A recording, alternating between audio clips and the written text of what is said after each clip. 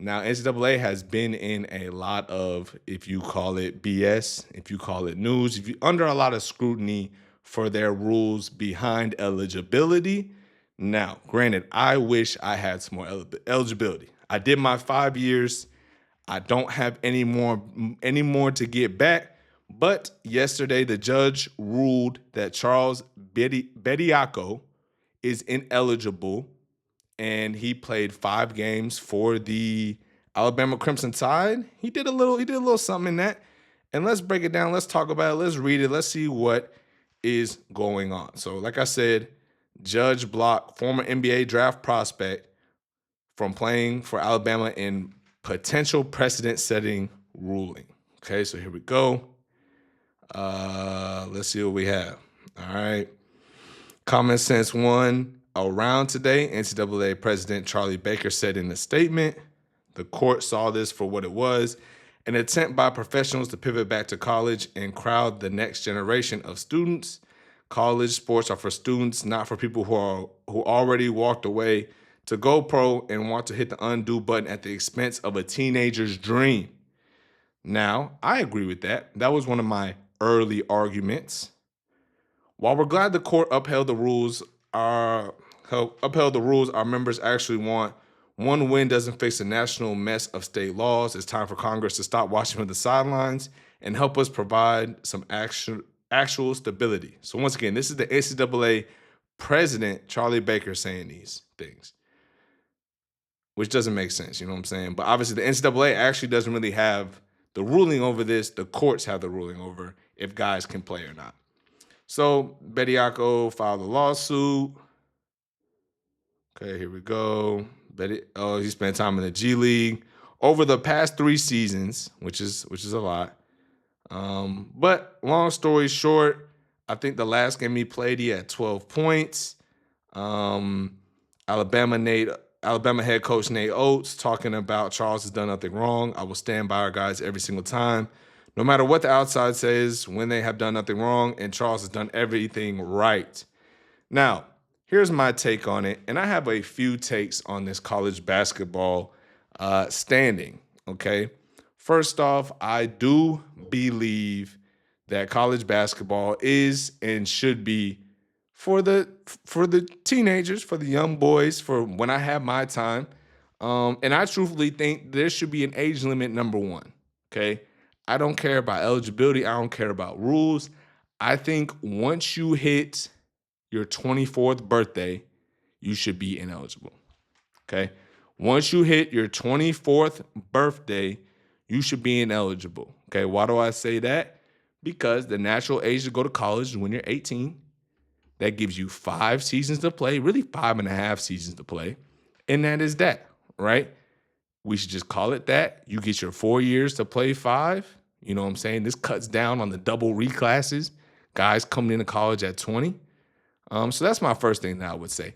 The second thing, when you really look at this grand scheme of things, Amari Bailey trying to come back, Bediako coming back, other guys, Cam Johnson's brother came back to Ohio State for I think his 6th year.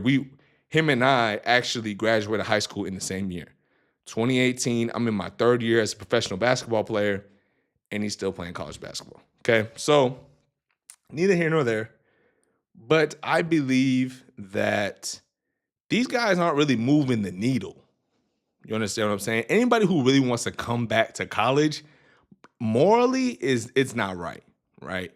26-year-old, 25-year-old guy, and I'm 18 trying to come out of high school. Well, it's really Rap City for me. They're going to take the guy who has the experience, all this stuff. And because once I'm 18, I go Division II, I go JUCO, they know, hey, they can ring my phone back up when I'm 21 after 2 years in one of those places, and I will come over there. So they're not really worried about the young guys. But back to the point, these guys trying to come back, not really moving much needle, right? Amari Bailey, if he was getting motion in the NBA, he would not come back. You understand what I'm saying? That doesn't even make any sense. And the guys who are coming back, Bediako isn't dominating. Like I said, he had 22 minutes, 12 points. It's good. It's good minutes, good buckets. I mean, he's probably, I don't know how old he is, but he's did 3 years in the G League, so he's fine. He's a good player. But it's not like these guys are really moving the needle. They're gonna come in, dominate. If they could dominate college basketball, they would be NBA players or they would be playing high level basketball in Europe. But they have an opportunity to come in and get this money. Maybe Kyrie Walker comes in and gets some money. He's 25 years old. And then, if they offered $2 million, maybe I'd be enticed to come back, right? Anybody would be enticed with a lot of money. Now, the last thing on this, so first I just think there should be an age limit, right? That just makes it really easy. The second thing is these guys aren't really moving any needle. But the third thing, and where I agree with Nate Oates, where I agree with Bediako, where I agree with a lot of these guys, is just because they're American is looked down on. But on the same side of the coin, there's guys who are 21, 23, coming from Europe, guys I've literally played against in a professional league, coming from Europe to go to college. Now, there's no difference, in my opinion. Bediako, 3 seasons as a G League player, so 3 seasons pro. There's guys who've been playing pro since 18, collecting money, right? They're 22 years old. And it's the same principle of them coming over, taking the scholarships, taking these things. And so what makes the difference for that? These guys come over and get championed, get loved, and then, we have to hear, oh, the American basketball system is going down and, why don't we have any good players and all this stuff? Well, I think once again, it's twofold. There's multiple things that go into it. But number one, I would say is, first off, yes, at the top, Europeans are dominating. That's fine. But if we want to say we want to make better basketball players, we want to make better American basketball players.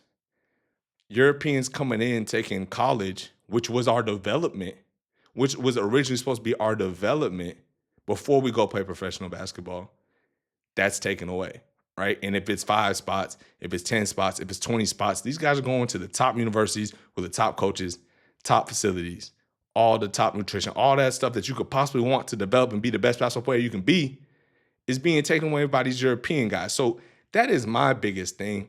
I think there should be an age limit, and that cuts it all down. That's number one.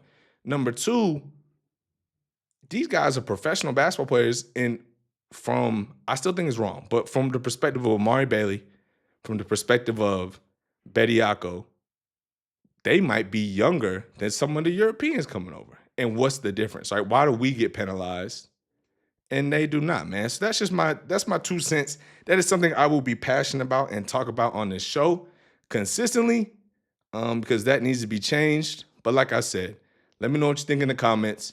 Go ahead and like, subscribe, and I appreciate you for tapping in.